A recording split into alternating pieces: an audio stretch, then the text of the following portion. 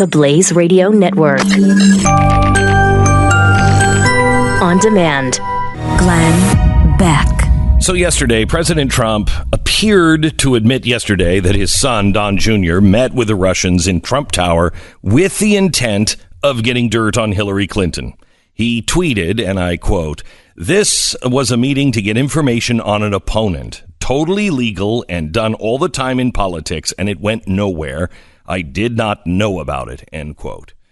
Now, this, of course, set everybody's hair on fire all day yesterday. Oh, my God. Oh, my gosh, Donald Trump. He contradicted what he said last year. Okay, of course he did. Don Jr.'s statement regarding the meeting was this, quote, "We primarily discussed a program about adoption of Russian children that was active and popular with Russian or American families years ago and since ended by the Russian government. But it is not a campaign issue at the time, and there was no follow-up," end quote. But was Trump's admission yesterday something that we didn't know already?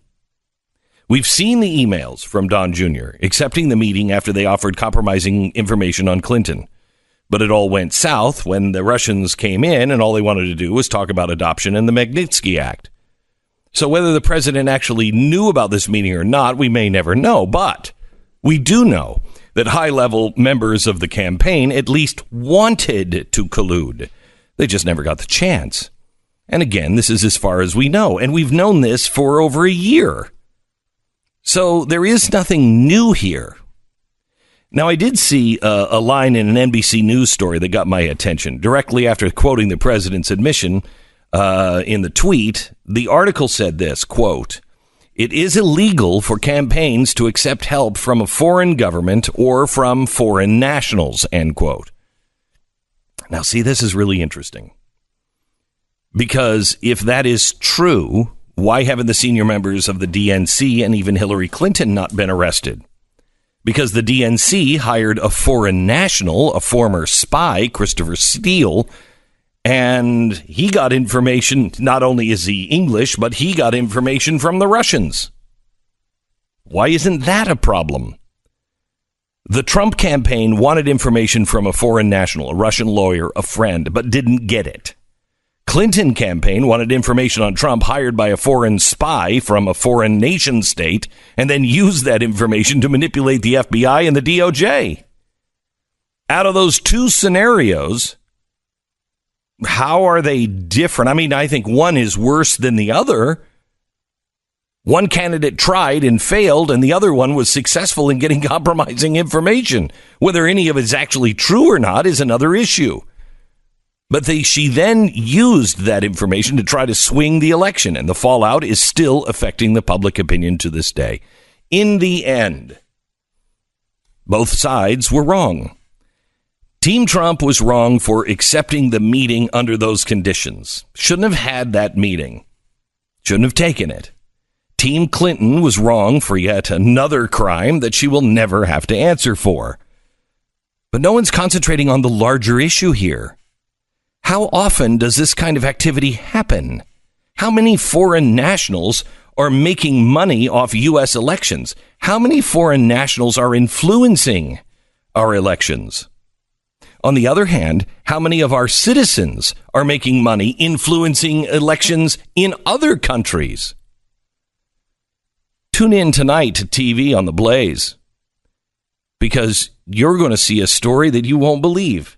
This is a California wildfire of corruption. It's Monday, August 6th. You're listening to the Glenn Beck Program.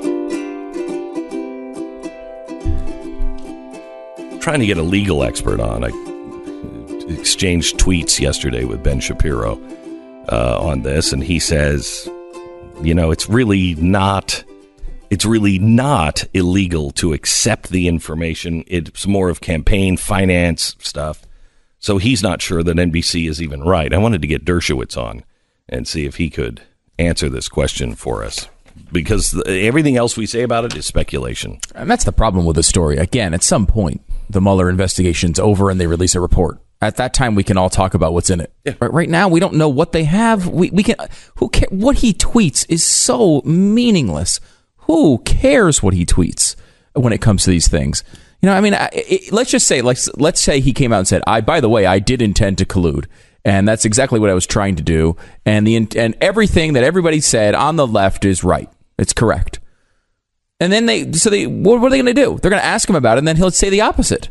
It's a tweet. But a tweet is not like you can try to bring tweets into an investigation, but I mean, people tweet about things all the time. They embellish, they overstate what they're saying. He's not testifying on Twitter. I mean, a lot of this is positioning is for the media's sake, and once again, we sit here and have to deal with it every week. I don't understand it. There are much more important things that actually are going to affect our lives that are happening right now. And I mean, let's just look at a few of them. Today, I want to talk to you about what happened in Portland this weekend. Being from the Pacific Northwest, I think I have a different point of view on this. I think real danger is coming from the Pacific Northwest. There was a riot in Portland that, I mean, we just had a guy on the streets with a riot in where was it? The Palestinian occupied territories in Israel. I mean, Jason was on the ground. This thing up in Portland, I thought was bigger and more intense than it was over in Israel. So we'll talk about that. And I guess I want to start here. I want to ask you, shouldn't we trust the American people? Shouldn't we, as an organization, trust you with all of the information? Stop giving you a slant one way or another. Just give you the information. Give you our perspective on it, but just give you the information. There's a couple of things. Having a chat this morning, I really want to talk to, what's his name? Joey Gibson? Is that his name? He's the guy who started the Patriot Prayer organization up in Portland. They were the other half of, the riot. They're being described as alt-right. I don't know if they're alt-right. I certainly don't trust the press to tell me what's alt-right and what's not. I mean, they'll tell you that the neo-Nazis and Richard Spencer are alt-right. No, as an alternative to the right. Well, they are alt-right. Yes. They just aren't right. Correct. They are an alternative to the right, which goes back to the left. Because they are for socialism, they stand against the Bill of Rights, the Constitution. They're not. They have nothing in common with the right, with the American right. So who are these guys? And the debate is, you want to give these guys a voice? Now, I'm not saying that these guys in particular are bad. Yeah, and I would give Antifa a voice too. If I could find a spokesperson for Antifa, I'd put Antifa on the air. Shouldn't you hear it for yourself from them? I'm tired of it. We are leaving the place to where people are hiding. They're just saying it. In fact, let me play MSNBC. We're in a unique place right now, and we're going to pass it. Here's MSNBC over the weekend, and they were talking about Americans who fear socialism. Now, I want you to listen to what they're saying. This fulfills one of the things I said would happen when I was at Fox, that the masks are going to come off, and they're all just going to say, yes, this doesn't work. We are socialists. Now, they've done that in the last 6 months. The Democratic Socialist, that are running, and all of this talk about open socialism. Okay. All right, well, that's refreshing. At least we know where they stand. However, the window is closing because listen to the way MSNBC is talking about it. Listen. I also think we sit here and we talk about this big concept of socialism. We debate what it actually means. All the polling that I've seen, when people go out state by state and ask what people care about, it's about the cost of health care. Yes. Right? That's what people care about. Yes. So if you can show up and you can say, I'm going to take care of the cost of health care, like that's a really powerful argument. But you're getting into details and you're talking about a nuanced, powerful argument. Yeah. But lots of people don't get into the argument. They just go, oh my gosh, socialist, I can't have that. It's going to take all my money. And I will tell you, if the entire Democratic Party gets branded as socialist successfully going into the midterms or into the 2020 presidential, depending on who takes that mantle, they lose. Even Period. if those are winning Story. policies, it's such a difficult term. This is the thing. We can reject the label and just simply, there's an old philosophical concept. Let's explicate by elimination. Let's get rid of the term and see what it stands for. When we talk about decent wages, we talk about being able to afford one's house. When we talk about being able to send one's kid to an affordable college, when we talk about the basic on-the-ground issues, and we saw this in Virginia. Then Eddie, then the answer is take a page from the Republicans' playbook. They've hijacked the word patriot. The word patriot is a beautiful, strong American word. It means one who defends the honor and values of their country in the face of foes. The president does the opposite in the eyes of Helsinki. I wish we could figure out what it is that we could call socialism, because my frustration is, what do you want to call what they have in Germany, where they've got a bigger social state, you don't fall through the cracks, and yet somehow they've managed to not fail as a state. Whatever you want to call that. Manufacturing powerhouses in the whatever you want to call Denmark. We can name a bunch of different countries that have that. Whatever you want to call that, can we have that? I'm telling you, I think it's not radical. Yes, it is. Actually, it's very radical. And, I'm so tired of the Denmark and the Norway things. They are massively failing now. They are running away from socialism. It works when you have a homogenous society. When you have everybody blonde hair, blue-eyed, everybody's from the same place, everybody feels the same way, everybody is connected to the land, if you will. The minute you start to add in immigrants, the minute you start to have a real influx of immigrants who say, no, I don't want to be like you, the whole thing begins to shimmy apart. And that's what's happening in Norway and Denmark and Sweden. It's all coming apart. By the way, our way is better. Our way is better.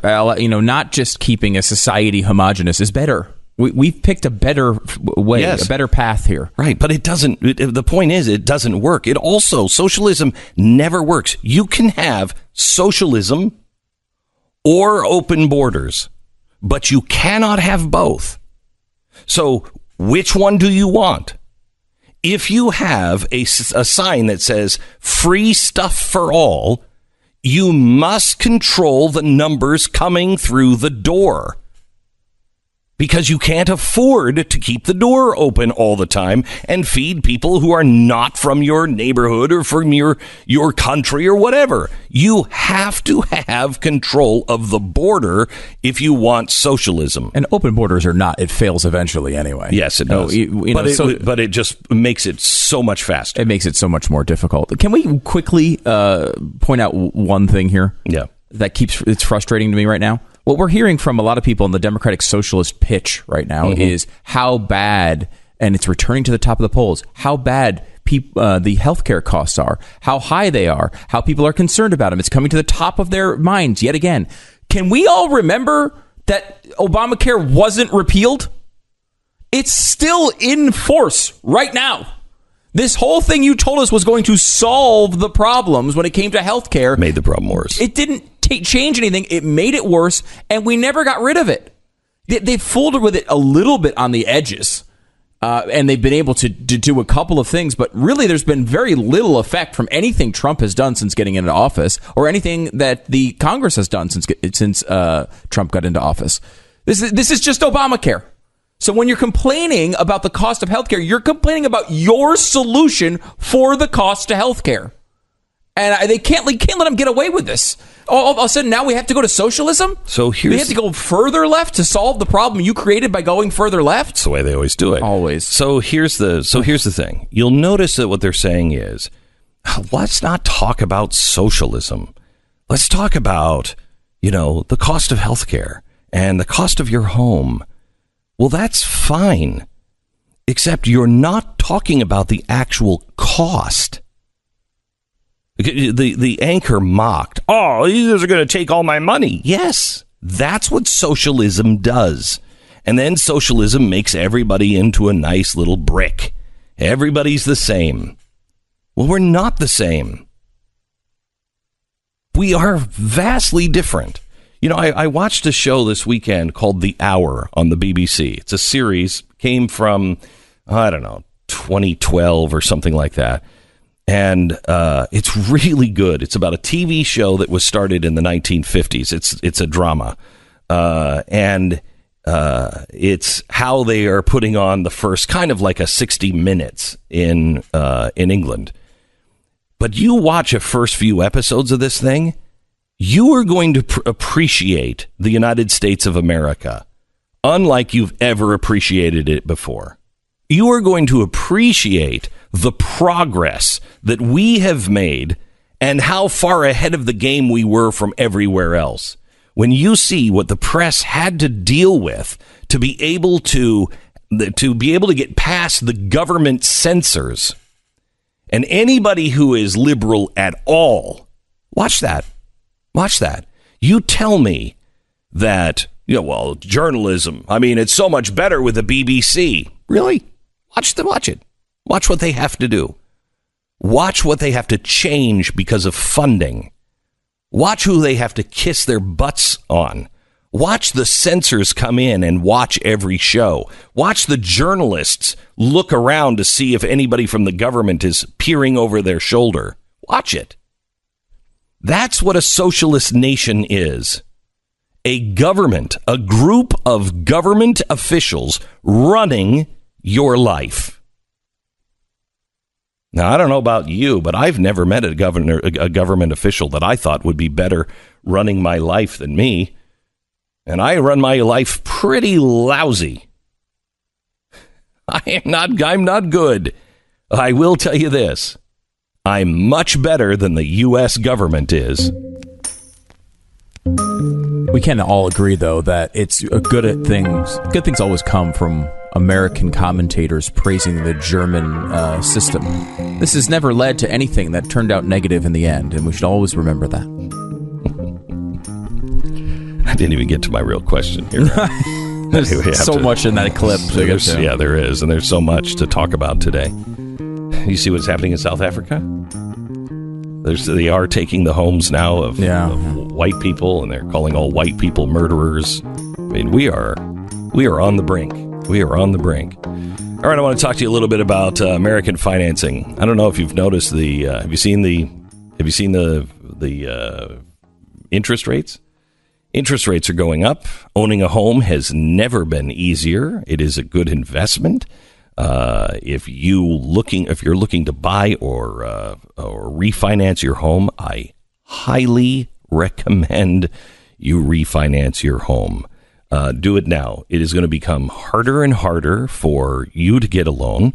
It's with the belt is going to be tightened, and I think that interest rates are going to start going up faster and faster.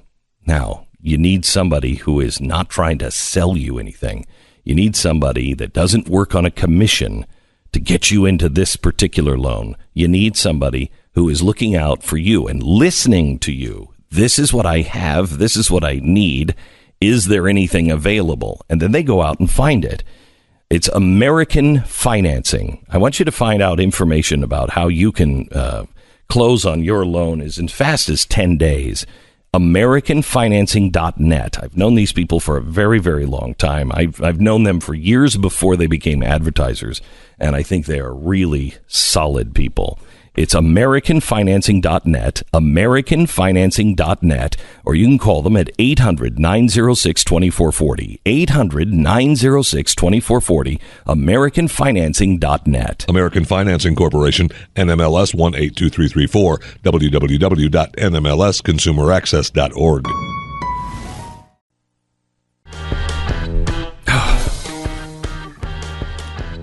Some news broke this weekend, and I think I have to take a stand that I really don't want to take. Well, you don't have to. I mean, no one's forcing you to do anything. We discussed this? Yes, Well, I think we do. but we've discussed it, and maybe that's enough. We talked about it before the show. Not to speak is to speak. Well, but I mean, no one's going to know, and we could change what the topic is right now, and no one's going to know what we said we had to talk about. Man's character is tested when you have to take a stand for things that you don't want to stand for. Unless you don't. And that's next. This is the Glenn Beck Program. If you only have about 5 minutes today and you're kind of running around, make sure you come back and listen to the podcast, because I think this is going to be a long conversation that's going to encompass several news stories today.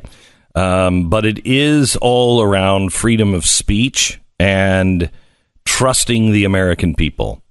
Do we trust the American people? And if your answer is no, then we have to have a deeper conversation about the failure of the American experiment, because it does not work if we don't trust each other. If we don't trust each other to make the right decisions, then somebody has to be in control, and that means that the American system is a failure, or at least it is at this point. So, should I have members of Antifa on so you can hear them? Or is that just giving them a platform? Should I have members of Patriot Prayer on? Or is that just giving them a platform? Should Richard Spencer come on? Alexander Dugin, who I think is extraordinarily dangerous, should he be a guest? And I'm not saying have an open forum to say whatever you want, but without pushback. But I'm not saying set up a confrontation either. What I'm saying is, why do people join these groups? They join these groups because nobody's listening to them, and nobody is reflecting their concerns. Now, I don't think that racism is taking over our nation. I really don't. I do think that there is a strong pushback from multiculturalism, and that's totally different, and we should have that conversation. But is there a limit to free speech? I don't think there is. Let me give you the first example. I think if you've listened to me for very long, you know exactly how I feel about Alex Jones. I don't like Alex Jones. I think Alex Jones is a dangerous man. I think Alex Jones has... I think there's a possibility in listening to him that he has a serious, some sort of mental condition that he's over the edge, in my opinion. You could say without the millions of dollars, Alex Jones is the guy on the corner with the megaphone. The problem with that analysis is that with the millions of dollars, he's the guy on the corner with the megaphone. Correct. Okay, so now people have been suing him, and I think, rightfully so, if, they've been slandered or libeled, and some of the stuff he's done has just been despicable, just despicable. However, now he's being taken off of Facebook. He's being taken off of Apple iTunes. Those are the two, by the way, those are two big breaking stories over the past 24 hours. They removed 4 of his podcasts off of iTunes and removed his... But only 4? They're not taking him entirely. There's one program, for whatever reason, didn't get pulled. It's called like News Night or something. Okay. And I don't know if that's a different type of show that maybe doesn't deal in the same types of stuff Alex Jones does. It's not hosted by Alex Jones. Okay. It's hosted by somebody else. And then they also have 4 pages from InfoWars and Alex Jones were taken down, which are the Alex Jones channel, the Alex Jones page, the InfoWars page, and the InfoWars nightly news page. So if you, yesterday, were looking for Alex Jones, you may have found him. Today, you're not going to find him. I mean, a celebration in some regard for, common decency. However, a very sad day for freedom of speech. Now, iTunes and Facebook, they're private corporations. They can do whatever they want. They can make it up as they go if they want. I don't like it. but they're a private corporation. So if they decide that's what they want to do, well, they're a private corporation, and we don't have anything to say about it unless we make them into a utility, which is really bad. Because once we make them into utility, well, good heavens. Now you've got the federal government deciding who's good, who's bad. And how ridiculous would that be? As soon as it was a utility, it would start being run terribly, and everyone would bail on it anyway, and then there would be a news site that everyone went to anyway. It's a silly solution. Bad. So it won't work. Now, he hasn't been taken off the internet. The problem is, though, you need a provider. You need a platform to be able to have a place on the internet, and the platforms are kicking him off, which, again, because they're private, they have a right to do that. But should voices be silenced in America? Should communist voices have been silenced in the 1950s? Should the voices of, the homosexual league in the 1950s, should they have been silenced? I'm not comparing Alex Jones to, kind of communism is, I think, just as destructive as Alex Jones is. But the thing, whatever is opposed at that time, right? I mean, back in the 50s, there was a totally different set of values, which is why these points are supposed to be self-evident and long-lasting, because the thing that we oppose changes. The thing that is absolutely beyond the pale, that could never be allowed to be heard, changes from year to year, seemingly now from minute to minute. And, I don't know. I mean, it's interesting to see what's happening here. Forget Alex Jones and the things he says for a second, and the we nonsense all agree he spews. They're despicable. Yeah. The guy's built a business, right? The guy's built a nice big business where he's able to sell to his listeners and viewers pills that will change your genitals. whatever. He's selling male vitality formula to millions of people. Congratulations on that. Again, I don't think this is a good business, but think about what the business is, right? He's built his entire business on things like YouTube and iTunes and Facebook and other social media. His entire business is there. Now, it's funny because InfoWars, as far as I understand it, and I'm no Alex Jones historian here, but my InfoWars was essentially an idea to, the big media people, those evil corporate people, like the ones in, the people who actually hire others, right? Those people, even Evil Talk Radio, right, is these corporate interests. So I'm going around those corporate interests and bringing it right to you on YouTube and Facebook and iTunes. And now YouTube and Facebook and iTunes are saying, no, we're not going to allow you to do that anymore. So here's a company that's built. It has a bunch of, tentacles in all of these different major platforms. And one by one, they are being targeted by, the BuzzFeed article about iTunes talks about a group called, which I'm not familiar with, it's called Sleeping Giants. And they are apparently a group targeting Alex Jones and all these media sources to get them to take him off the platform. At the same time, Alex Jones is being sued by seemingly a new group every week. And I've openly speculated about this, and this is Alex Jones level conspiracy theory. I have absolutely no information, but I feel like it's one of those things where, similar to Peter Thiel as he went after Gawker, there's some big funder who's funding lots of lawsuits against Alex Jones right now. I could be completely wrong about that, but it feels the same way. And again, completely legal. I'm sure it's not Peter Thiel doing it. It would be somebody else, using that playbook. But it is interesting to see he's being targeted by multiple lawsuits all at the same time. He's been saying this nonsense forever. When Alex Jones came into our lives, he was pairing with socialists like Cynthia McKinney to complain about the Bush administration. Blowing up the World Trade Center. That is who this guy is. He's never been a conservative or a right-winger. 9/11 truther stuff really was born with him. Yeah, he's the father of that movement, basically. And now we're all supposed to act as if he's some hardcore right-winger.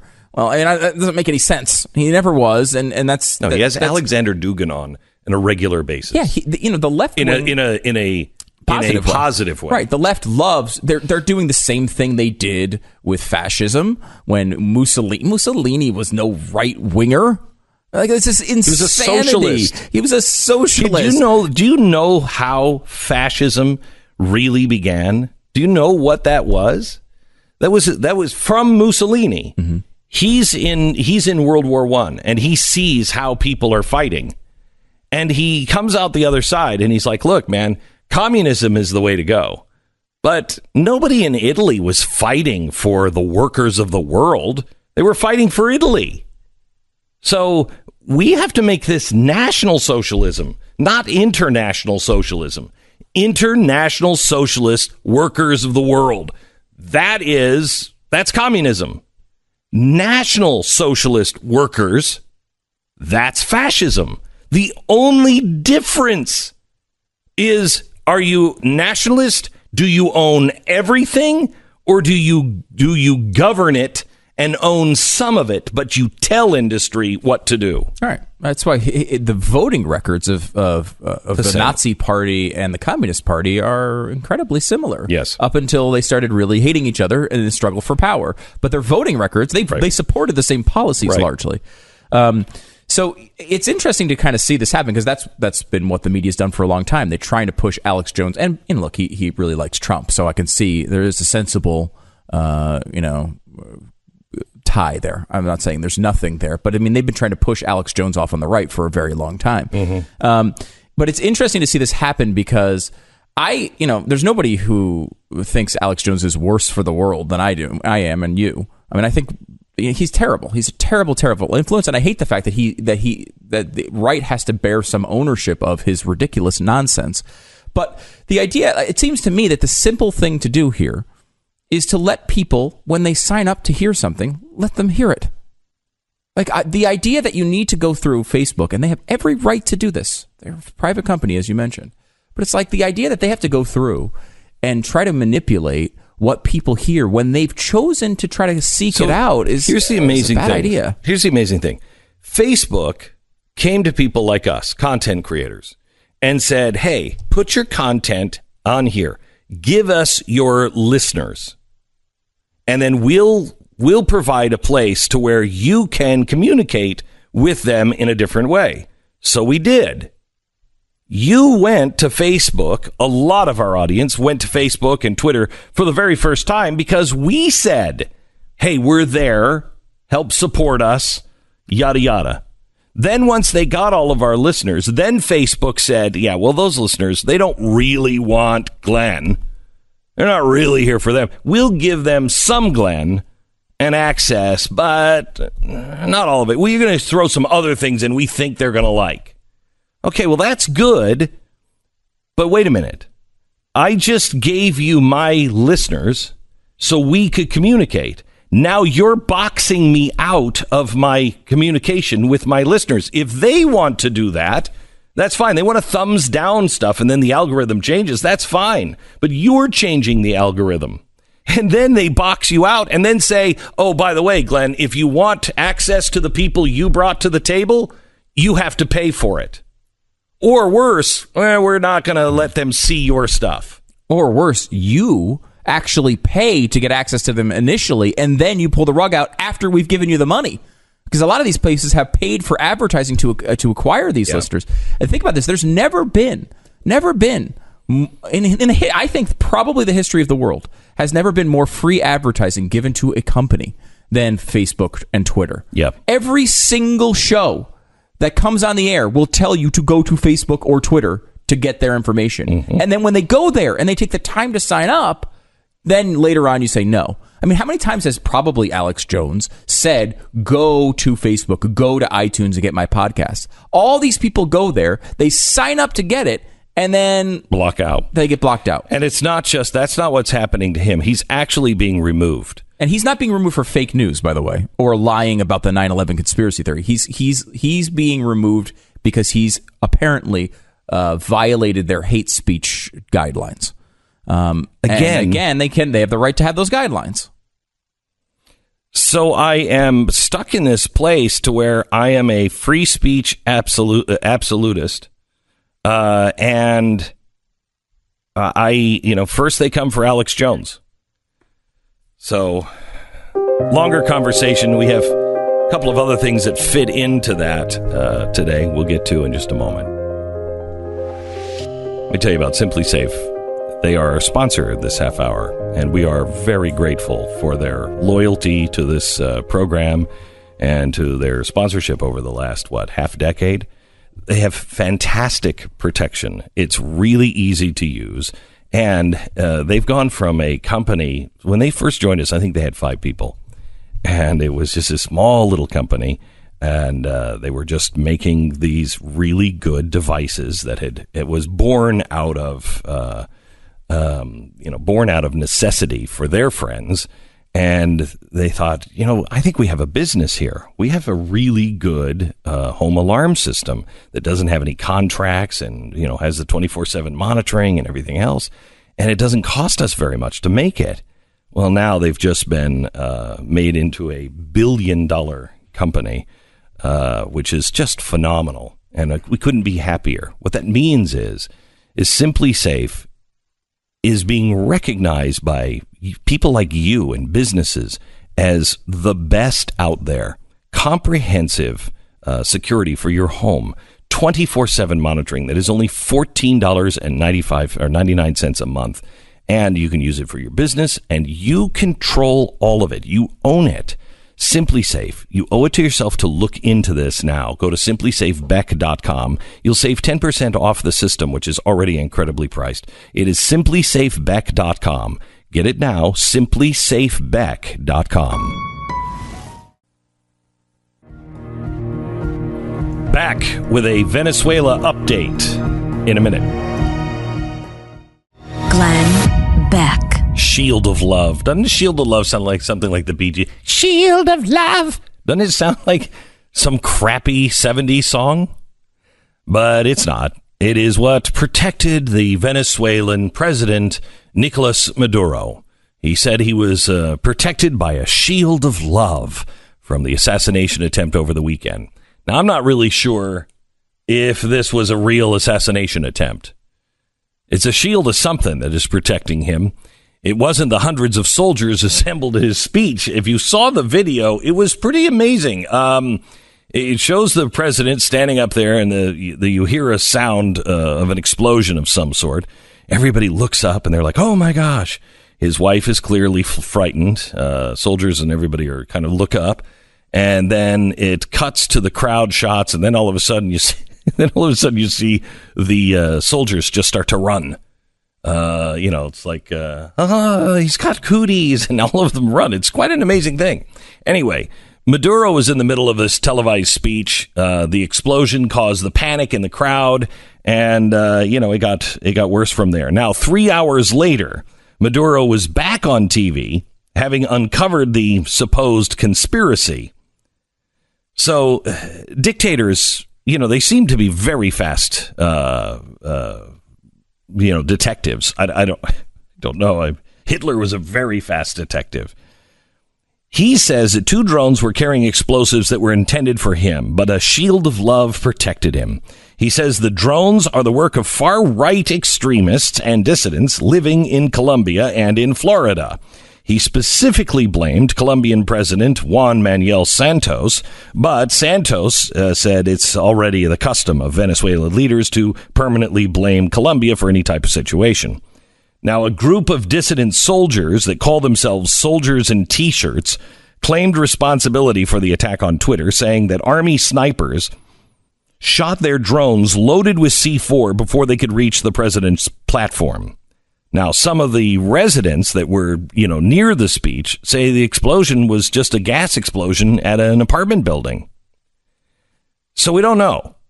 Critics of Venezuela aren't buying the version from Maduro that it was, flying drones, but we don't know.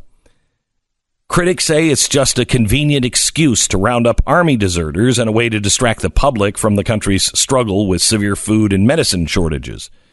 A Venezuelan expert at the Washington office on Latin America told the Washington Post that it is hard to imagine Maduro's government doesn't have footage of the drones if that is exactly what happened. He said, if the government or someone else doesn't put out some footage of these drones or the explosions, it should be considered highly suspect.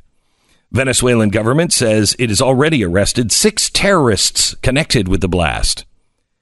There are no further details on anything because it's, of course, a socialist dictatorship.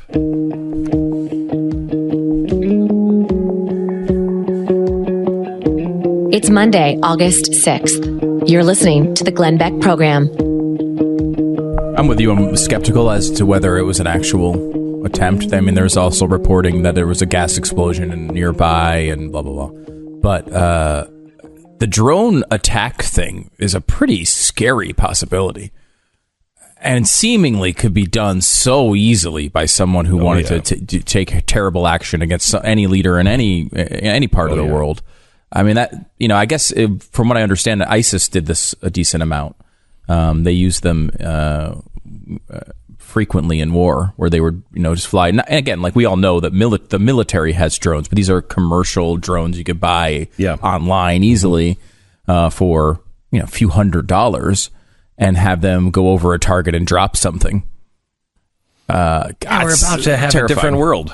Because you can see, I mean, they're being used for so many good things. I mean, if you see online, you can see the videos of firefighting with them, where they'll float up to the 20th floor and be able to put, fire extinguisher, pressure on a fire that is almost impossible to get to unless you put people in real danger. Why didn't they tell The Rock about that? That movie wouldn't have been so harrowing. Would have been a lot less interesting. Skyscraper. Just would have put a drone up and had it go up 95 floors and just put that damn thing out. He wouldn't have had to jump. That was an amazing jump, huh? Did you see it? Yes, I did. Yeah. I did. Didn't think he would make that. Close call. Yeah. Very close call. Very close call. So anyway, out in Portland, I would really like to, could we open the phones for anybody who is listening to us in Oregon or the surrounding areas, anybody who's in, Vancouver, Washington, or anyone in southern Washington state. What the hell is happening? Now, I personally think this is my grandfather's prediction of the people who are just too damn weird for California are moving up here. And that's what he said when we lived in Washington State. And I think that's true.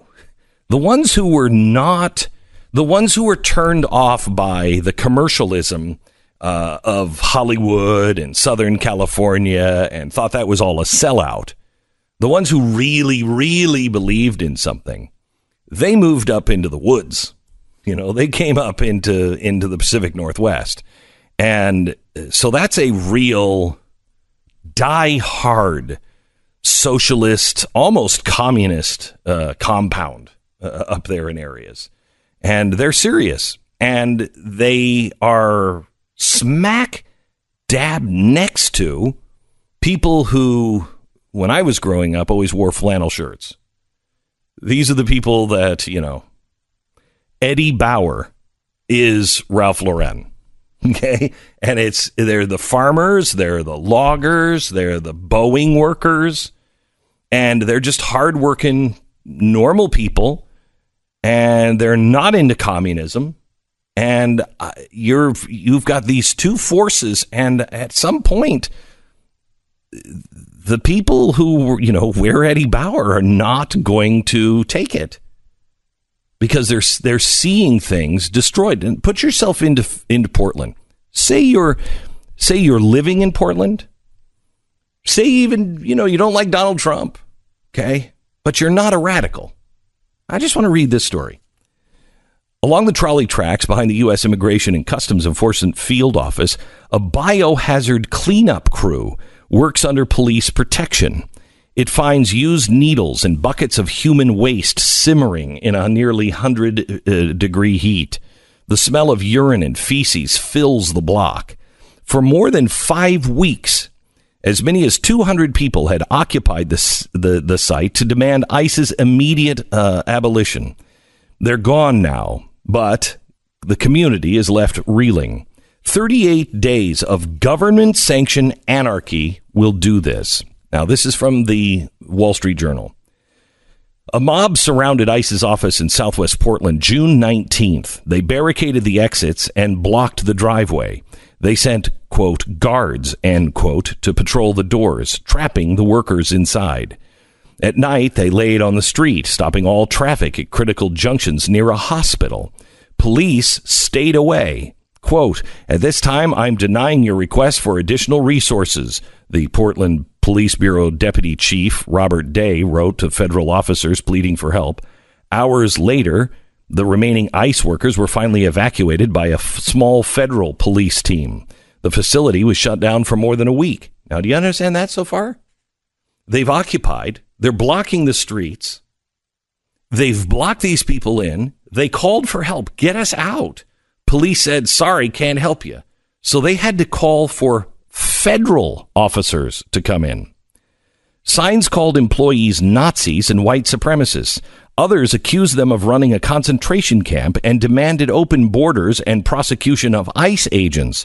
Along a wall, vandals wrote the names of ICE staff, encouraging others to publish their private information online. Federal workers were defenseless. As an ICE officer who asked his name not be published told me, one of his colleagues was trailed in the car and confronted when he went to pick up his daughter from summer camp. Later, people showed up at his house. Another had his name and photo plastered on flyers outside of his home, accusing him of being part of the Gestapo. So where were the police? Ordered away by Democratic Mayor Ted Wheeler, who doubles as the police commissioner. Quote, I do not want the Portland police to be engaged or sucked into a conflict, particularly from a federal agency that I believe is on the wrong track, he tweeted. If ICE is looking for a bailout from this mayor, they're looking in the wrong place, end quote. The mob set up camp behind the building where they harassed journalists and banned photography. The open border advocates also erected an 8-foot wall around their site. Now that's funny. Isn't that funny?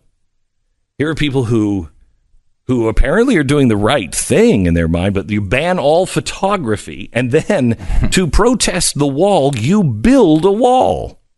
The reporter says, I walked through and I saw young children, even infants, in squalid conditions in 90-degree heat. Every American flag was defaced, but the anarchist and communist flags were unsoiled. Stuart Lindquist, the ICE facility's 79-year-old landlord, needed to visit his property on June 21st. Quote, the political powers of the city of Portland have stopped the police from doing what they normally would do, he told me. When attempted to drive into his own parking lot, occupiers swarmed and pounded his window. In the commotion, Mr. Lindquist's car struck someone in the mob who wasn't injured. His home address, however, later appeared online, and he says the harassment has not ended. On June 28th, federal police mobilized from an out-of-state facility, and they finally moved in to reopen the office. They arrested a handful of people for refusing to leave the ICE office's storefront, but the rest retreated to the camp and focused their vitriol on the officers. They repeatedly called black officers traitors and house N-words. They shouted that they knew where the officers lived, and they published their addresses online. The Hakes family, who owns the Happy Camper food cart across the street from the ICE office, responded to a statement with incredulity. The mob, quote, terrorized our family, end quote, and forced the family business to close. Mrs. Hakes showed me a text message from her 21-year-old daughter, Brianna, who ran the cart. I just saw a drug deal, Brianna reported. After members of the anti-ICE mob spotted her selling breakfast burritos to federal officers, the situation quickly deteriorated. Call me immediately, Brianna wrote. I'm being accused of supporting the pigs and child deportation. She said the people that were wearing masks threatened to hurt her and burn their cart down, and the police never responded to her frantic phone calls. Randy Glary, a 52-year-old artist, longtime resident, was photographing the camp when he said a group of occupiers knocked his camera in his face. Charles Williams, 62-year-old man who lives across the street, said someone threatened to stab him with an AIDS-infected needle. From his balcony, he said, I saw thugs begin masked street patrols, brandishing sticks. Lisa Leonard, 53-year-old disabled resident, said occupiers hit her on the head, disabled her electric wheelchair, and lifted her in the air when she complained about the loud drumming. She called the police. They would only take her statement. Locals wondered why the city has allowed this. According to Peter Simpson, public information officer with the Portland Police, it is at the mayor's direction. PBB is involved in a very limited action. Back at the trolley tracks, the occupiers have been evicted, but now taxpayers are going to have to foot the costly cleanup bill. The Hakes family still trying to recover. Brianna has decided to move. They know my face and car, she said. Like the other residents, she expects the mobs to return. That's incredible. I mean, we've heard very little about that story as it's developed. It's really interesting, isn't it? It is. As you were talking about it, it sort of tipped off a reminder of the Pizzagate thing that happened in D.C., where one of the Pizzagate believers went into Comet Ping Pong or whatever it was with a gun. It's something they continually refer to as a major incident. Now, of course, it was not good. The guy went in there, thought there were, tunnels for sex slaves. Could have been with a gun. Horrible. Could have been bad. Realized that the conspiracy theory was untrue, and then gave up to police, and it was over. They didn't. That's not the story here at all. No, they came in and they took over a facility. They kidnapped. I would argue kidnapped workers. If you're not letting people leave, I mean, absolutely. Hello, that's the Iranian hostage situation. 1979. You close off the embassy and no one's leaving. Can you imagine if a Trump-friendly mayor happened to be the mayor of where Comet Ping Pong was, and they said, you know what, we're not going to go assist the people at the pizza restaurant. We're just going to let that guy stay there with a gun and continue to hold hostage all the workers. Can you imagine? And by the way, if you're worried about this election, your best hope is that the people who are saying end ICE are being embraced by the Democrats. This isn't, I'm sure, the behavior they may shun, although, again, the mayor is saying the opposite. He's not even inviting the police there. But they're advocating for this. This is Alexandria Ocasio-Cortez in action. Do you know why? Because there's another story. Some of their defense is coming from the chapter of the Council on American Islamic Relations and the Portland chapter of the Democratic Socialists of America. Back in just a second. Halfway through 2018, a tally revealed continued cyber insecurity from Russian hackers infiltrating U.S. power companies and attacking home routers worldwide, to data exposures like the one that left 340 million records exposed on a public server. Clearly, corporate security isn't getting better fast enough, and neither are we. Your personal information from a data breach, criminals can open up an account, they can file tax returns, they can buy property. This just happened to us. Somebody got my wife's information, opened up 3 credit cards that we know of. And it was, when was it, like last Thursday or a week ago Thursday, she gets a phone call, and it's from LifeLock. And they said, are you opening up these things? She said, nope, that's not me. And they said, okay, we're on it. About 4 days later, we started getting mail. Hey, thank you so much for, opening up the account with us, yada, yada. It had already been taken care of by LifeLock. That's what you need. You don't have... I don't even know where I would have started had I had to clear that up myself. LifeLock Identity Theft Protection, now adding the power of Norton Security for your identity and your devices. Nobody can stop all cyber threats, prevent all identity theft, or monitor all transactions at all businesses, but they have saved us several times. Get LifeLock.com right now or call 1-800-LifeLock. LifeLock.com or call 1-800-LifeLock. Use the promo code Beck and you get an extra 10% off your first year plus a $25 Amazon gift card with an annual enrollment. So it's promo code Beck. Terms and conditions apply. 1-800-LifeLock or LifeLock.com.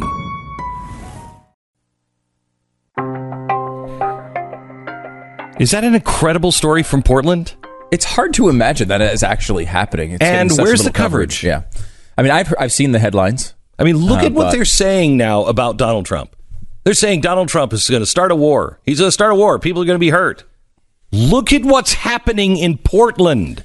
Where's the reporting? Well, look at the Bundy situation out west and how much coverage that got, where they were... Yeah. I mean, that was a totally, it's a totally different situation. No, it really wasn't. It was a group of people. Some of them had ill intent. Mm-hmm. They were going to kill the federal agents if they had to, but they didn't want to. Mm-hmm. They just wanted a change. They took control of a state-owned facility and just took it. From my understanding, though, they never kidnapped anybody, did they? No, they never kidnapped. This is where... Oh, if you're saying... I'm saying it's worse. Oh, yeah. In Portland, you're taking an active... This is basically a giant park with the Bundy situation, right? Yes. I mean, it's a lot different than taking a working facility with employees inside and not letting them leave. Yes. That's a completely different story to me. Yes. I mean, but how much bigger was the Bundy story? Again, the other part about this is it's happening in a urban area. Like this is like the Bundy area was like the middle of nowhere. There's no people really around. This is Portland, Oregon. How is this? And the mayor is siding with in this case would be the Bundys. Remember what the Russians said? Do you remember what the Russians said around in the 1990s? That we would break apart into several states, and the first to go would be Portlandia. Cascadia is what they called it. Mercury. Not too long ago, my computer didn't work. I was having issues with it, and I made the terrible mistake of trying to get customer service on the computer. And, you call up, and you get somebody, and about 3 seconds into the call, you realize you have the wrong person. You have the person who doesn't really understand what they're doing. They're reading off the script. They can barely speak your language. It's kind of a problem. And that's the way it goes. You call a number, and you get the first person who picks it up. That's not the way real estate agents have to be. If you want to pick a real estate agent, you can pick anybody you want. You don't have to pick the person who you see on the bench everywhere or that you know from the gym. You can pick somebody who's gone through a lengthy screening process. And the best way to do this is go to realestateagentsitrust.com. Realestateagentsitrust.com has 1,200 agents. They have the best people in your town. These are people who share your values. They listen to the Blaze. These are people who you can trust. Realestateagentsitrust.com. Go there if you want to sell your house fast and for the most money. It's realestateagentsitrust.com.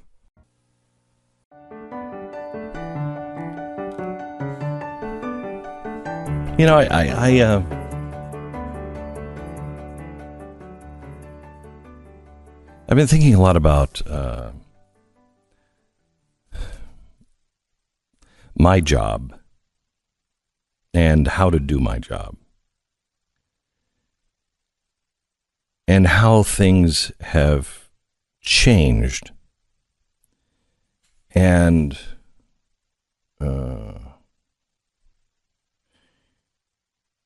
how we're not listening to each other.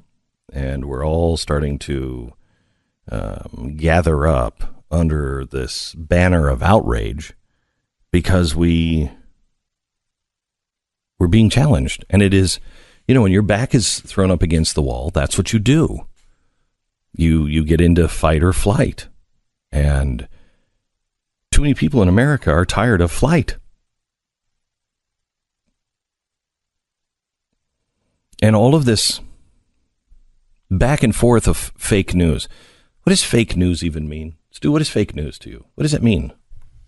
I mean, at this point, means nothing.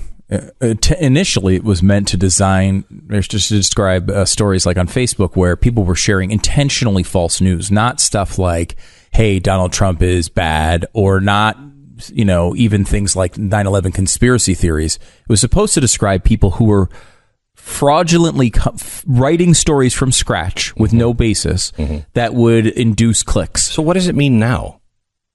I guess now it seems to mean news you disagree with? Yeah, well, for example, the Newseum, which is like they pulled a shirt from their website that said like something about fake news because the left was mad that anyone would even say fake news exists. Which, of course, it was it was a mainstream media created term to describe stories that were completely false, and then it got kind of pushed into the political debate.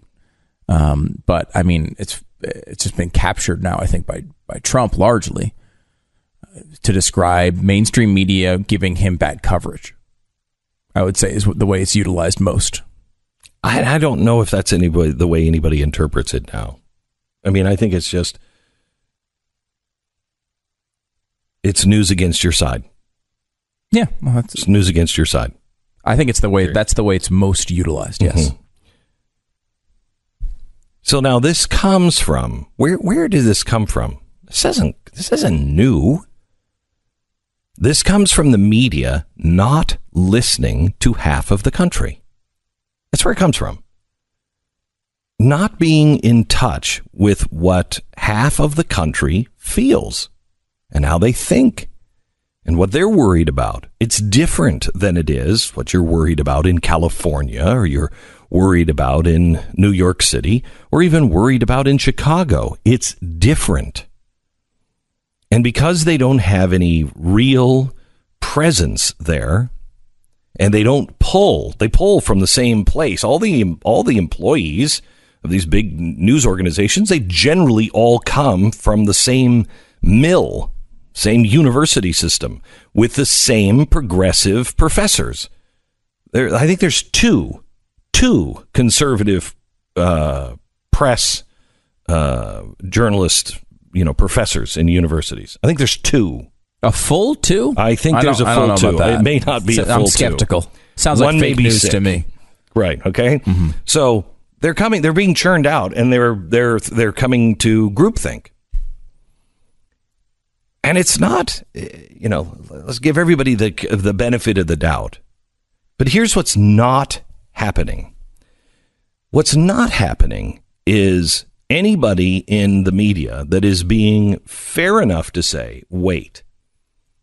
If this was said about my side, how would I have covered it? The journalist's job, and this is where Woodrow Wilson and the Council on Foreign Relations turned everything upside down. Journalists, because of the progressive era, were taught that they need to teach the American people what the right policies are.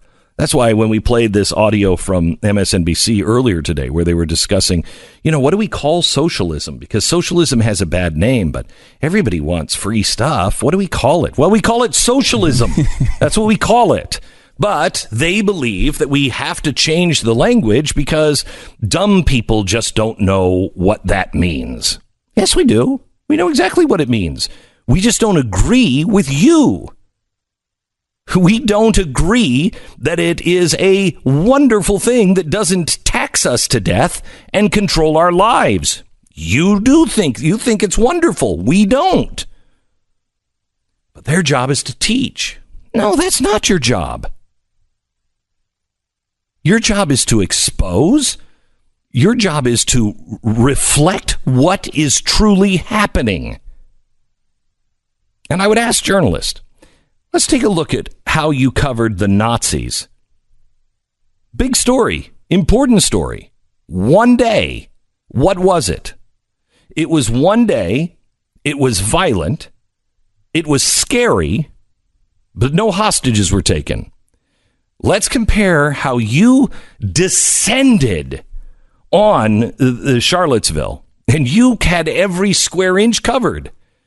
And I can't find any coverage really on what happened in Portland with ICE. I can't.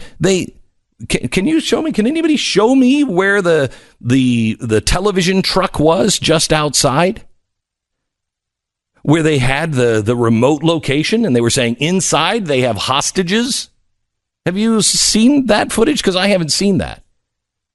I remember when Scott Walker was, I certainly remember that.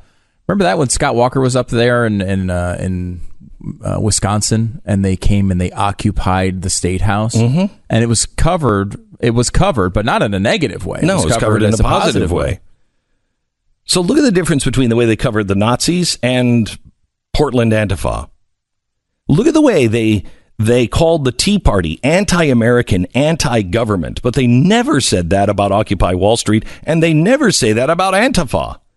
Here are people that are openly saying the destruction of America, the Western way of life, and capitalism, and you won't label them anti-government? They're anarchists. I know it's redundant, but I don't think that's the reason why you're not calling them anti-government. Look how the Tea Party, they immediately, the Koch brothers, here's Antifa being supported by the Democratic Socialists of America. You are currently running people in the Democratic Party that are openly endorsing the Democratic Socialists of America. They were involved in a hostage situation, and yet you are telling everyone that they're not radical. They are saying that they want an end to capitalism, but you are telling the American people that's not radical?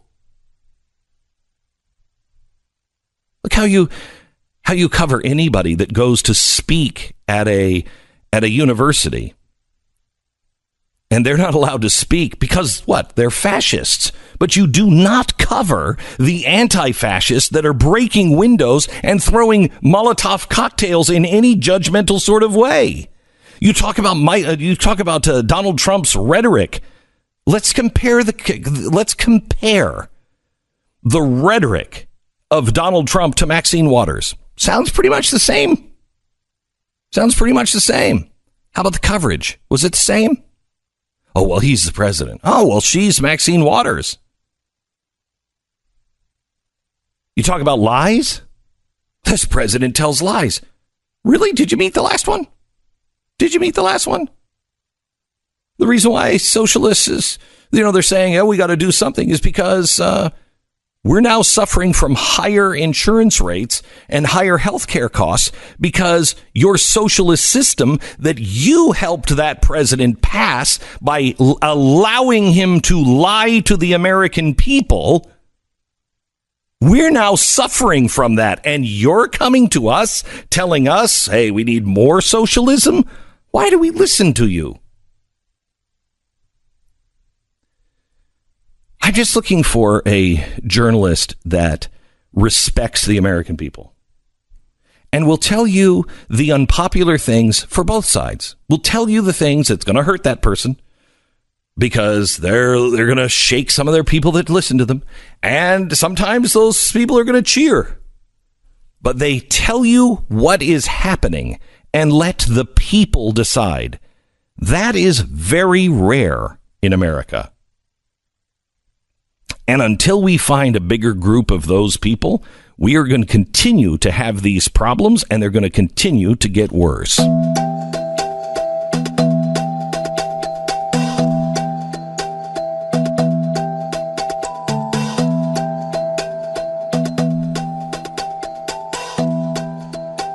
RealestateAgentsITrust.com. Trust me, please. Now is the time to sell your house. Sell your house. If you're thinking about selling your house, sell your house. Now is the time.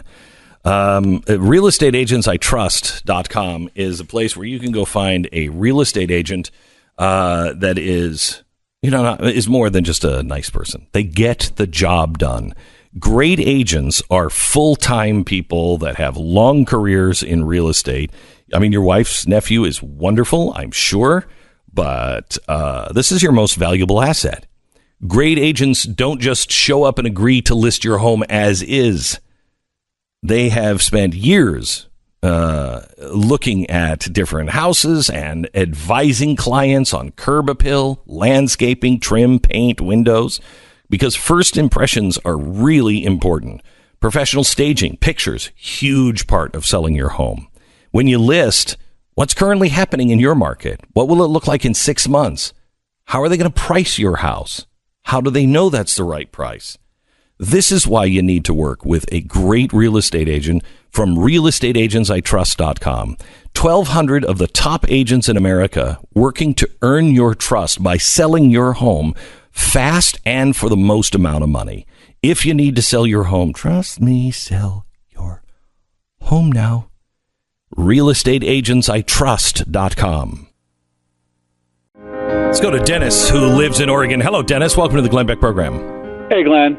Pleasure to talk to you. Thank you very much. I lived 25 years in the Seattle area, and now I'm living down here south of Portland, quite a way south. Mm-hmm. But over the 25 years, we have seen more and more tolerance to the Antifada movement, and always by these cities like Seattle is almost unlivable now. The street people living everywhere. You talked about San Francisco, but Seattle's right behind them, and Portland is right on the same train. And I don't understand why. So, the average people in Portland, they're fine with all of this? Most of them are very extremely liberal, but there are the occasional conservatives in the area, but they're very rare. Okay, so no liberal has a problem that you know of. No liberal has a problem with Antifa and what they're doing. I have not talked to one who says this is bad. They all think it's for the people. It's for the people. Wow. All right, Dennis, thanks for your phone call. Let me go to Jay in Ohio. Hello, Jay. Hey, Glenn. Hey. Hey, Glenn, how are you? Good. Good. Hey, we moved away from the Portland area about 6 years ago.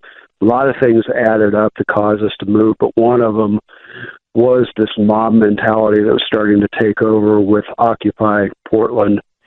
Saw all that going on and found that very few people had a problem with that, where mobs were taking over the city, making it dangerous to walk, destroying property, turning the city into a garbage dump. And we've had a series of really bad mayors out there over the last 20 years, and this current mayor, who looked like he was going to be the savior, has turned out to be the absolute worst. I go back there routinely for business, and the city is dirtier, smellier, needles everywhere, feces all over the ground, tents set up in places you would never expect. Can I just stop for a second? When did Americans start crapping on the streets? When did that happen? I missed that turning point in our history. It's just vulgar. It's absolutely vulgar, and the people are starting to get sick of it. Contrary to what you heard from your last caller, I'm out there pretty regularly for business, and even my leftist friends are getting sick of mostly the homeless problem. You've got three groups of homeless: people who are down and out, people who are maybe vets or have mental illness problems, and then a whole group of people that are there as lifestyle campers wanting to live on the street, smoke dope, and harass people. And the city's doing nothing about that last group, and people are starting to get fed up with that. And then the Antifa stuff, people who are somewhat against it always say that those people are provoked. So, like the guys that were there over the weekend, I forget. How do you wait? But how do you say that when they've taken a building full of hostages, of federal agents, and would not let them leave? Well, because those federal agents in their minds are Nazis. Gestapo. They really believe that. Do the average people in Portland believe that? I'd say half and half. I'll tell you, the biggest thing I'm seeing is a rejection of downtown. Normal, average, everyday people that don't have to go down there to work aren't going downtown anymore because they feel like it's dangerous. It's been taken over by mobs. Jeez. It's dirty.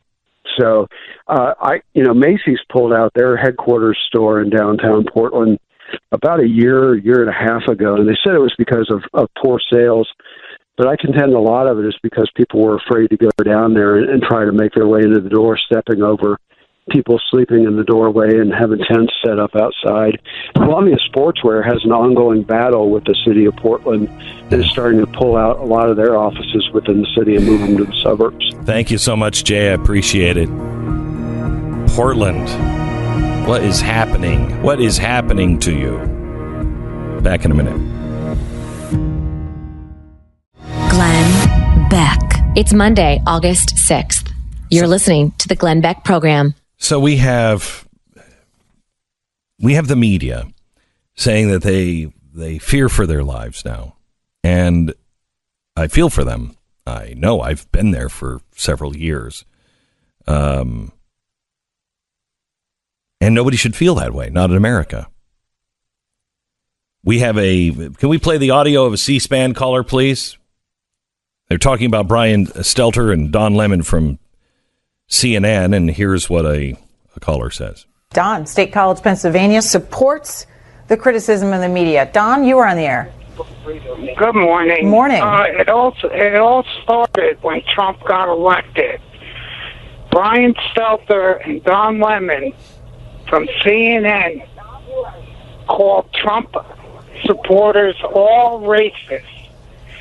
They don't even know us. They don't even know these Americans out here, and they're calling us racist because we voted for Trump? Come on, give me a break. They started the war. I see him, I'm going to shoot him. Bye. Okay, good. So we have that.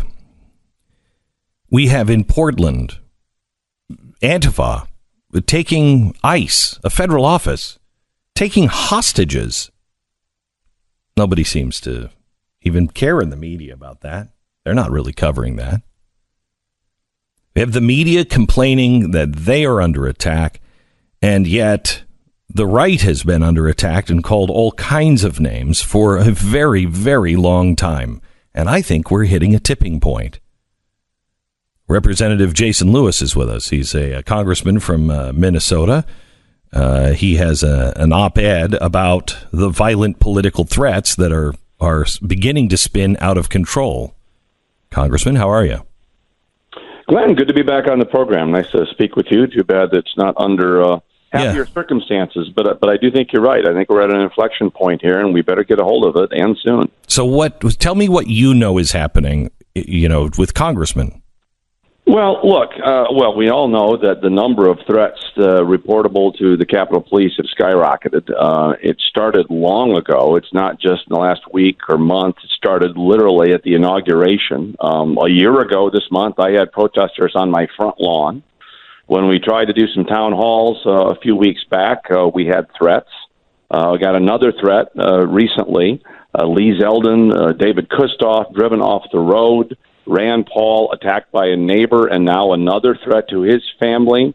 And, of course, the tragic shooting of our majority whip, Steve Scalise. So, look, I was in your business for a number of years. Mm-hmm. You know what it's like being in the spotlight and the calls you get and the crazies that come out against you. Nobody wishes that for anyone in the press, as you said. But when I hear people say, hey, we better tone it down, or the administration better tone it down, someone might get hurt.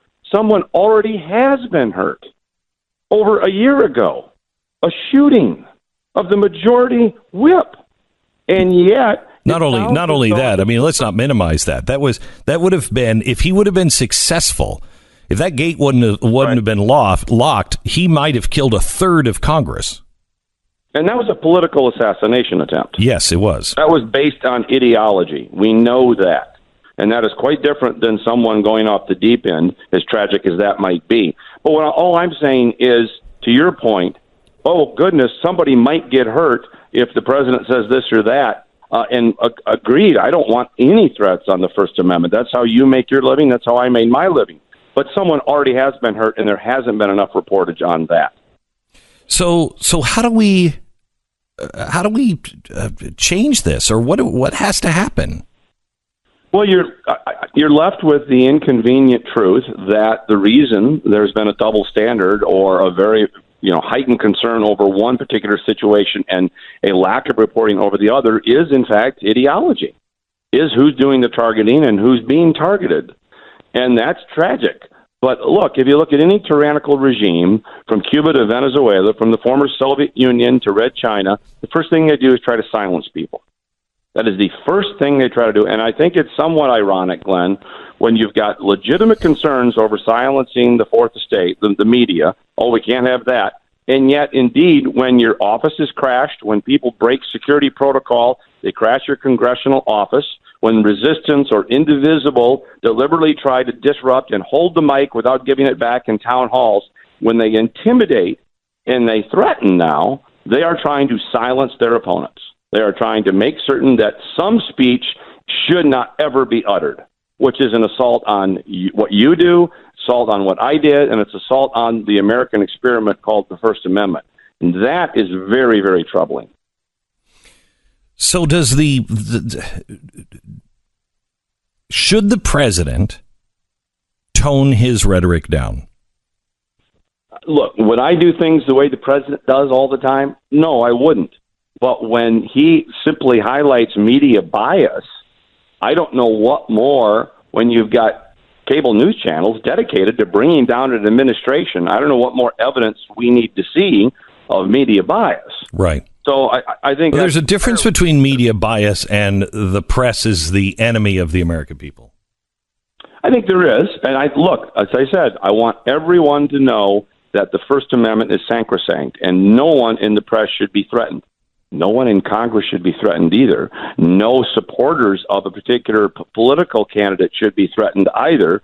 And certainly these attacks, which have escalated from the left, whether it's Antifa, whether it's Occupy Wall Street, whether it's the actual shooting of the majority whip, whether it's the myriad of Diane Black, you're not going to find a more sincere, more thoughtful, deliberate person than Representative Black. She was the chairwoman of the Budget Committee in which I serve. She's now running in Tennessee for statewide office. They had to arrest a fella, grand jury indictment, who threatened her and her family. And people say, well, it cuts both ways, and to a degree it does. But if indeed you look at the last year and a half, the last 500 days, predominantly it's coming from one side of the ideological spectrum that, quite frankly, has become unhinged. And that's where the danger lies. A year ago, my neighbor calls me, Glenn, and says, hey, I just got a call from my daughter. They're a little bit upset. You've got a bunch of people on your front lawn screaming and yelling, and they were frightened. So they called my neighbor. He called the police. I had to come out back to my house. I'm cruising the district. I had to come back to my house and see what was going on in my front lawn, on my porch. They don't think the rules apply to them because their cause is so righteous. And I'll tell you something else, and this is where it really gets troubling. It's not enough to say, I disagree with your policy. It's not enough to say, look, we have policy differences. I think you're taking the wrong approach. They have to challenge they have to challenge your goodness. You're not just wrong, you're bad. You have malice in your heart. And therefore, if you're bad and you have malice and you're an evil person because you don't agree with me, why, I can't be responsible for what others might do. So, again, I come back to, Jason, I think we all know this to some degree. But I don't know if anybody knows what to do because, we're kind of in this place. As an alcoholic, I understand this urge to change the media. But as an alcoholic, I also understand there's nothing I can do to change the media. I just can't let this change me. What should we be doing? Is there a way to reach the media? I've tried. I don't think they're not willing to listen. No, they are not. But the dirty little secret is free speech cuts both ways. So the media have the right. If the Amazon owner wants to use the Washington Post or try to bring down President Trump, he's free to do that. It's a free country. Yep. We believe it. But guess what? The president has the right to say, hey, the Amazon owner is using the Washington Post to bring down my administration. And this is where everybody seems to think that free speech only applies to them. And it applies to the other side. So when I hear the hand-wringing about, well, the administration is actually fighting back against media bias, I think to myself, well, there have been a lot of Republicans over the last few decades that have been waiting for someone to do that. Oh, yeah. maybe not precisely in these terms, but waiting for somebody to push back on a palpable bias in the press. And two, he has the right to say what he says, just as you has the right to say what you say. Yeah. He's effective, and that's why people are supportive, because no one has been effective against the press. No one has ever made them squirm. Nobody's ever held them accountable and been able to walk away from that fight. And he's done it. And so I think there's a lot of Americans that are just like, look, man, I wouldn't have done it that way, but somebody's got to do something. That's where no, that's right. And they seem insistent on validating him. So every time he tweets something, then when they go off the deep end, he can just turn around and say, "See, told you so." And let's be honest here too. If you are a politician, there's a difference between a politician and a pundit. I have learned that firsthand. A politician is supposed to be, shall we say, have an affinity towards an ideology, a bias, if you want. The press is supposed to be above that. So a politician can behave as a hack, as a biased individual, has a cheerleader for his or her party.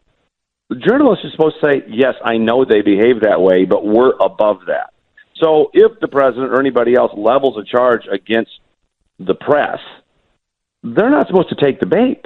If you're a good journalist, are you supposed to rise above it? Are you concerned at all by, let me use the extreme. We were talking today about how Alex Jones is being removed from, he's still on YouTube, isn't he? Still on YouTube for the moment, yeah. But Stitcher, Facebook, YouTube, iTunes. And just in recent moments here, Spotify as well. Okay, so I find him despicable. I find his opinions despicable, unfounded, and grotesque.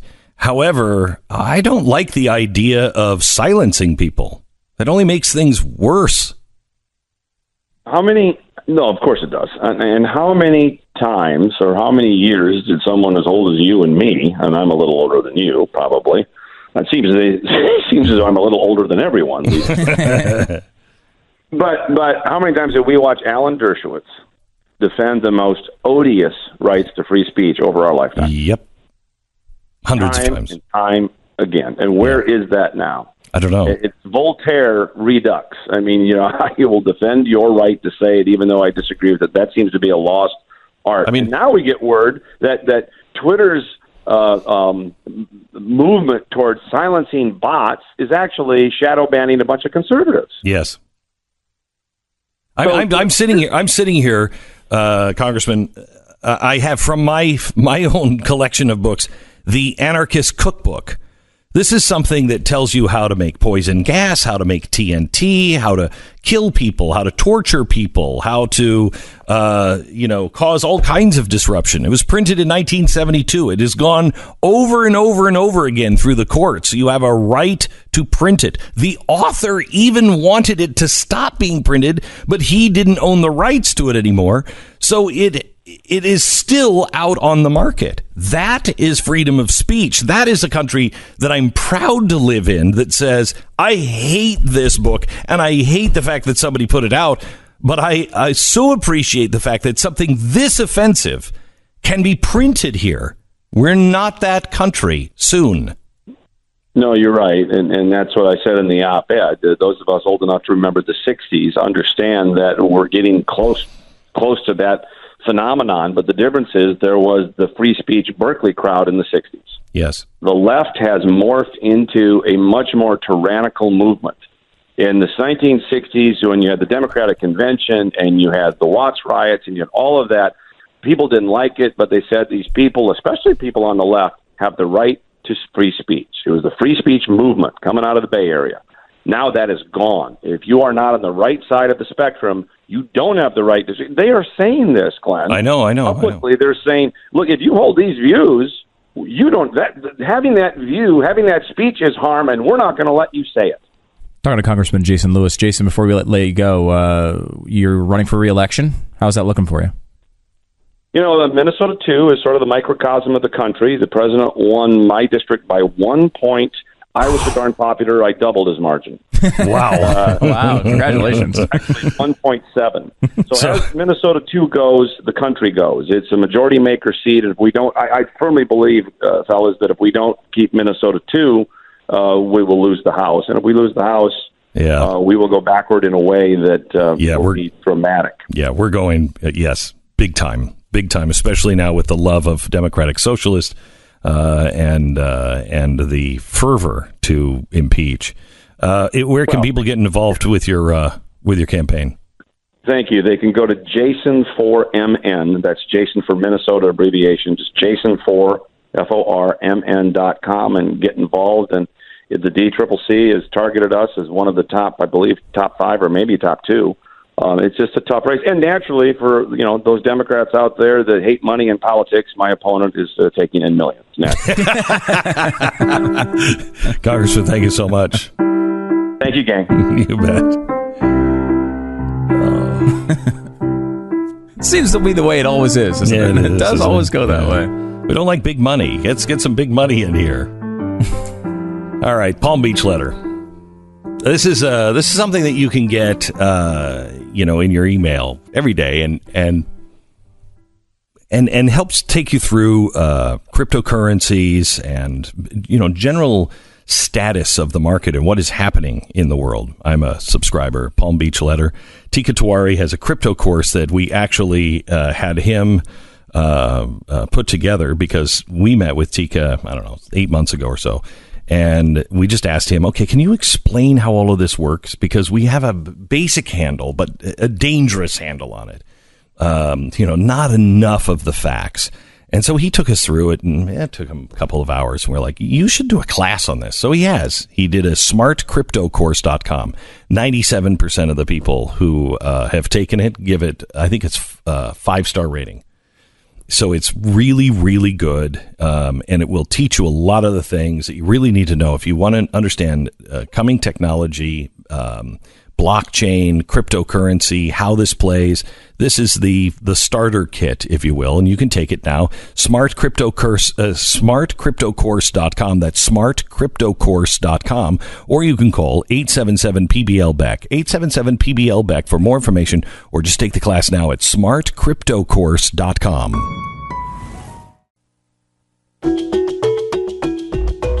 So yesterday I got on my wife's, what is it, a Peloton bike? Oh, no. Oh, good God. Good God. First of all, stop with the clips on the shoes and everything else. What a scam this whole thing is. That's just to make you buy the shoes. Just make you buy the shoes, that's it. Yeah, well, I'm afraid my feet are going to fly off. No, my feet have never flown off any bike in my life. I'm possible you're not using it at the highest level. I'm gonna throw that out there that maybe. Well, here's an idea. Then make it so I could use it at the lowest level and the highest level, so you don't have to have the stupid clips. What a ridiculous! It's a scam. The thing I love about that bike, because we have one as well, is it's like $2,000 for this bike that you buy, and my wife had to have it. And then what they do, the reason why it's whatever it is, $2,000 bike is because it's got this giant screen on it. And you can't watch TV on it. You can't watch TV. You got to watch their classes. I don't want to watch their classes. By the way, they charge you $34.95 a month to access. It's incredible. Wait, I'm paying... You're paying monthly for that thing, too, after you pay the thousands of dollars. It is a fantastic business. It's a scam. I was riding that bike. I was just getting more and more pissed off at it. I'm in capitalistic awe of that company because that is not a value proposition for anybody. A membership to an actual club with live people nearby is like, what, $100 a month? How long would it take for that to pay off? And by the way, can I just ask a question? I know this dates me, but when the hell did... When did riding a bike become spinning? As of 4 minutes ago. I had no idea. That's people would say I'm going to a spinning class. I didn't know. You plates on a stick or something. I don't know what the hell you're doing. I don't care. I'm never going to go.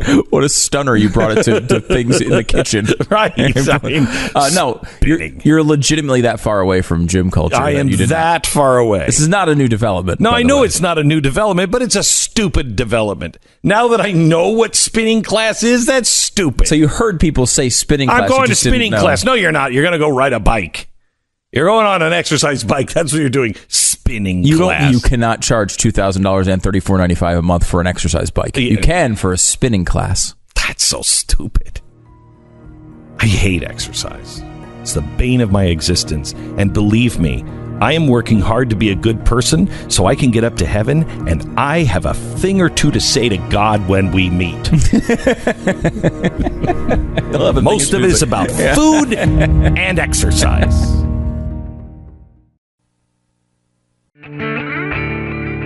We have to get somebody on from the NRA tomorrow. Find out if this story is true. Have you been reading the story about the NRA hemorrhaging cash because of New York, and they may have to shut down their headquarters? Can't believe it. It's hard to believe. I don't believe it at all. I don't either. It sounds to me like wishful thinking on the left. Yeah, the membership is growing, right? I mean, we've heard nonstop reports of the membership growing over the years. Well, they had to pay a $7 million fine, and then they lost their insurance, for defending your Second Amendment right if somebody comes in your house and you have to shoot, and they had the insurance that would cover you. What was the fine for? For selling an illegal NRA branded member liability insurance policy to cover legal costs and self-defense. So New York said you can't sell those. You can't sell those, really? Huh? That seems, I don't know, a little crazy. Anyway, so we'll delve into that tomorrow and see if we can get some answers for you on that. That's troubling. Speaking of crazy, have you been following what's going on in South Africa? Yes. This is somewhat troubling, I would think. If you care about justice at all, South Africa's ruling African National Congress has targeted 139 farms now that they're expropriating. They're just taking them away from white people without compensation in the next couple of weeks. And they say it's in line with Section 25 of the country's constitution. That's the one that Ruth Bader Ginsburg thought was such a great constitution that she would look to. Oh my gosh, that is. Remember that? That's right. South Africa was all about rights. Jeez, I forgot about that clip. All about human rights. And so that's a great constitution that she would look to. That's why it's not being covered now. Yeah. Because it's all about human rights. It's all about the destruction. I'm telling you guys, you have to learn about postmodernism because it explains everything. Absolutely everything. I meant to look it up this week because you keep mentioning it. I don't know what the hell it is. And I forgot. But I'm going to do that this week. You need to. to. Maybe come in sometime this week and we can just talk about it. Yeah. Because if you understand that, you understand why this is okay to people. Why people who are on the very far left, why they believe this would be okay.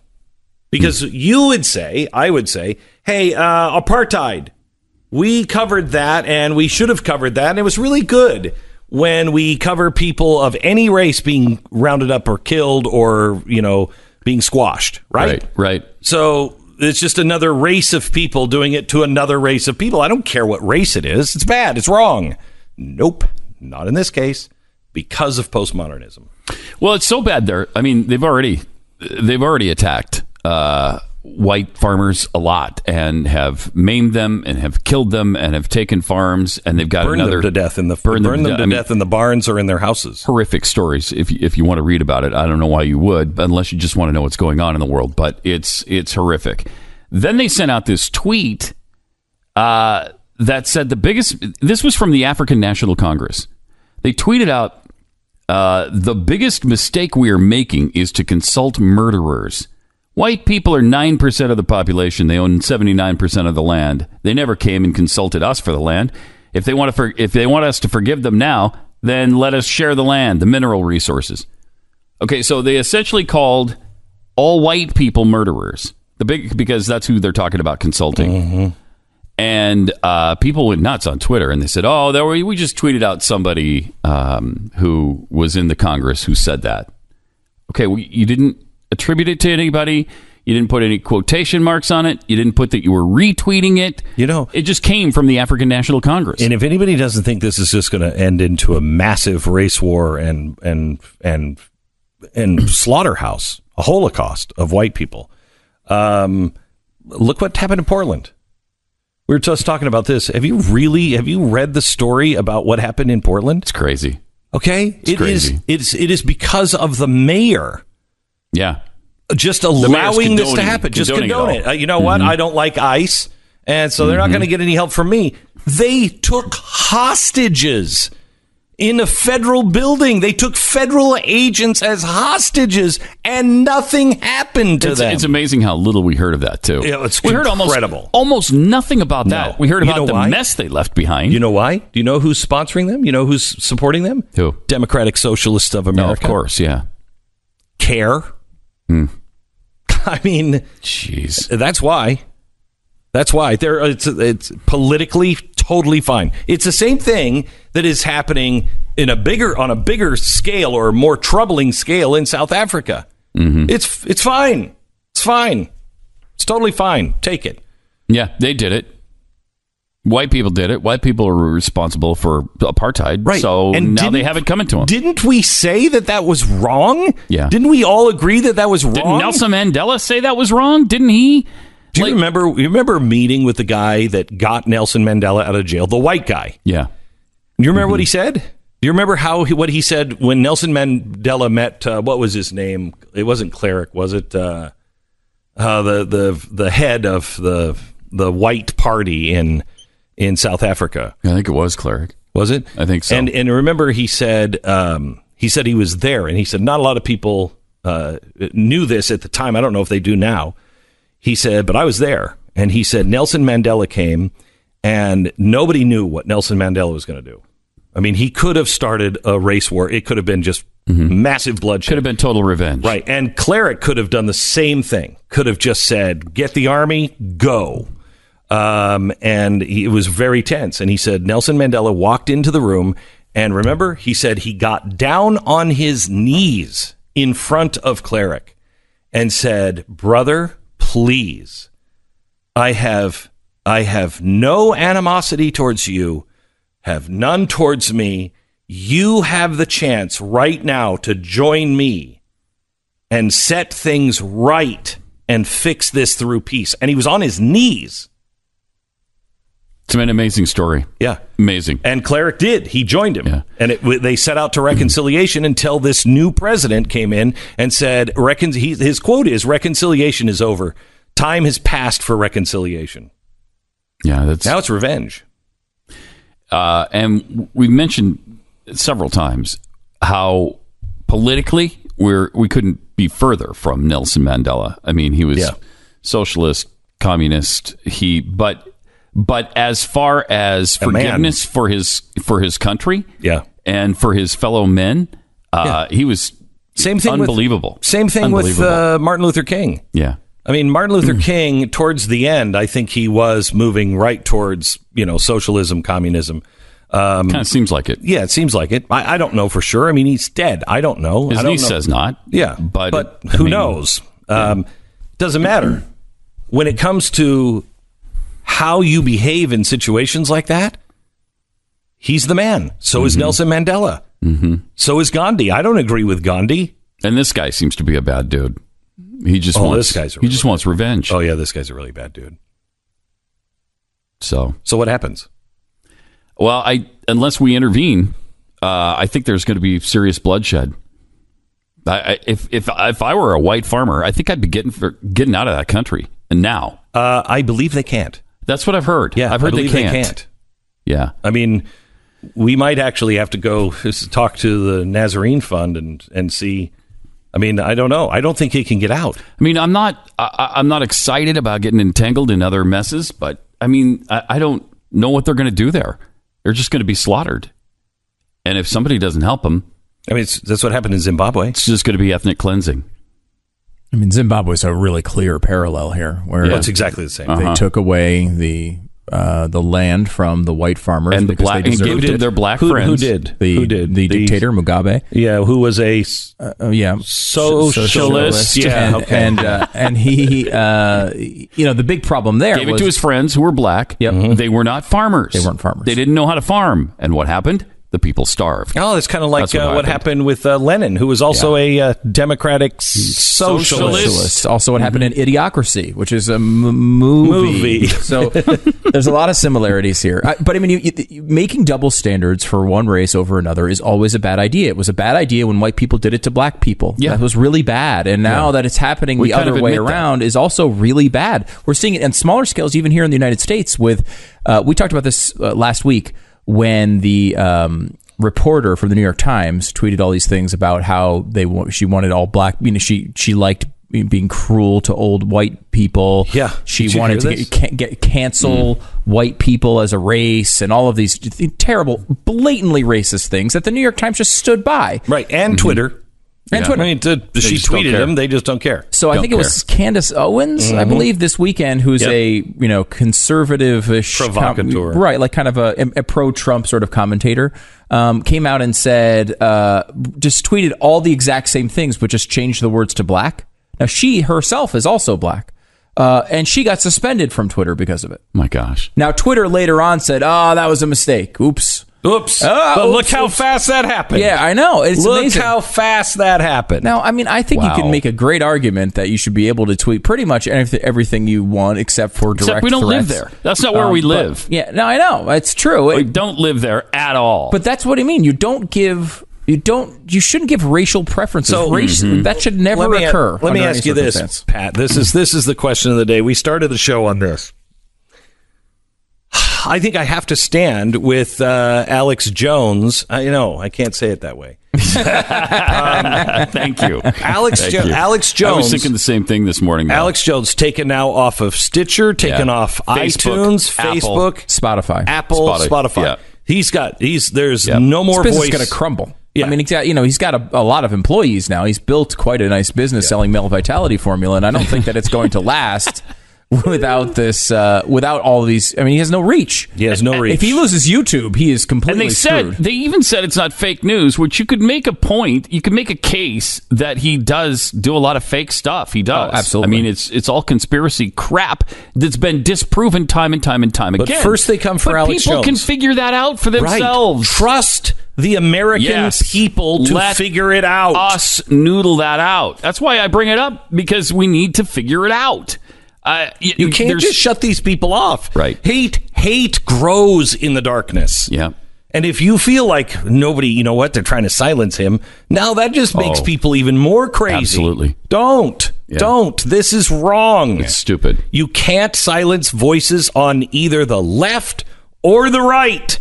Don't silence voices. Well, sadly, you can if you're a private business, and that's the problem here. But these are private businesses, and they can do that if they want to. Yes, but it's just a huge mistake. There's a can and should they shouldn't dissection here, right? Absolutely, they can. Shouldn't. Of course, they can. They shouldn't, though. I mean, I don't think you should. Honestly, the easiest way to solve these things is just keep it open and let people choose what they want to see. And if they choose the wrong thing, that's not your responsibility, Facebook. Right. It's not your responsibility to try to make the country a better political discourse. It's for people to find what they want. Let me play devil's advocate, but you're a brand, and is that what your brand stands for?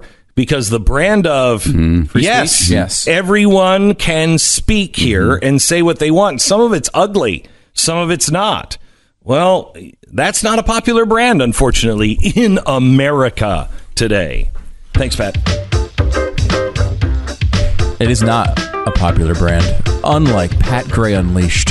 Very popular that's just brand. Burning up the... Available now on iTunes and Stitcher and SoundCloud and all the places they're banning Alex Jones. You can get Pat Gray Unleashed. So it's the middle of the night. You're tossing and turning. You're not sleeping. You're drenched in sweat, and you're saying, "I hate this bed. I hate summertime." And if you've ever had a foam mattress, you hate the wintertime too, because it's always hot. Casper mattress. Casper mattress, they have reinvented the foam mattress. It is unlike that. This is a special patented foam mattress that they designed that lets all of the heat out so it's not, fires of hell hot. And it ships for free in a box so small that you're not going to believe there's a mattress in it. Comes right to your front door. You open it up on the bed or where the bed needs to be, and then you can try it for 100 nights. If you don't love it, they'll refund all of your money, no questions asked. It's Casper. Sleep in comfort. Sleep cool every night. Get a Casper mattress. Try yours for 100 nights, free with shipping and returns. If you don't love it, just return it. You get $50 off the purchase of your select mattress if you use the promo code Beck at Casper.com. That's the promo code Beck at Casper.com. Terms and conditions do apply. Welcome back to the program. Tonight at 5 o'clock, only on the Blaze TV, we're going to be showing you corruption. We're going to show you a little bit about the Manafort trial and show you why it's not him. It's not just him. This is a very big business, and nobody's really talking about that. We'll get into that at 5 o'clock today. Also, some interesting news about the Supreme Court ruling that came out a little while ago about unions. You had to force public sector union members to pay dues even if they didn't want to. That was reversed, obviously completely unconstitutional. Right. However, it took till now to get it reversed. And they're saying now unions are taking a beating because of this. Pennsylvania stopped collecting agency fees from 24,000 state workers that totaled $6.6 million in the last year. One estimate, New York State will lose $112 million in agency fees from state and local workers. On and on and on and on. They have all the details. I like this, though. Mike Stone, a child support worker in Washington, had been trying to stop paying dues to the Washington federal state employees since the court's decision in June. The union has denied his request. The catch is that he signed a union card in March and didn't notice that he had agreed to pay dues for the next year. It's in very small print, and unfortunately, I missed that part, said Mr. Stone, 35. He wants to recover the more than $600 taken out each year. What's interesting is, if this is happening around the country, in these states where people just signed the cards and didn't realize it, that's all going to expire at the end of the year. So they're going to take this huge hit now. They're going to take another hit next year when people are able to actually make that choice and aren't locked into a previous decision they didn't know they made. So it's interesting how, all the unions are important and I really appreciate my union. And as soon as you don't have to pay the fee, you're out. You're out. Yes. It's kind of like that with taxes, isn't it? No, taxes are patriotic. It's wonderful until you have to pay for them. And then somebody gives you an out, you take it.